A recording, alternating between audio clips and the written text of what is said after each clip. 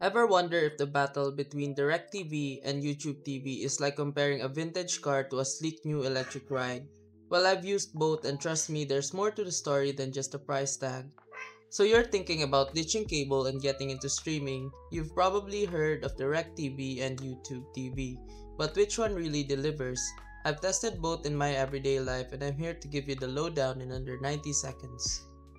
Let's kick off with DirecTV. Sure, it's been around for ages and it's like that dependable old dog.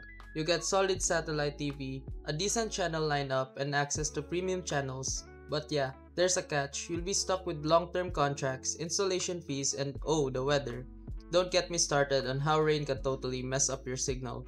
Plus the price, let's just say you're paying for more than just the content. Now let's talk YouTube TV. It's like the new kid on the block. No contracts, no equipment, and it's super easy to set up.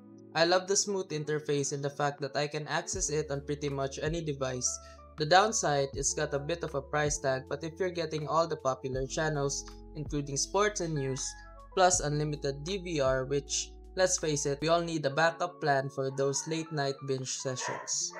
So should you go for DirecTV or YouTube TV? If you're into the traditional cable experience and don't mind the commitment, DirecTV might work out for you. But if you're looking for flexibility, a great streaming experience, and a DVR that doesn't have a limit, YouTube TV is the way to go. I'm leaning toward YouTube TV for the freedom and convenience. But hey, at the end of the day, it's all about what suits your needs. Hope this helped you make the call. Don't forget to hit like, subscribe, and drop a comment about which one you're leaning towards. Let me know if I missed any important details.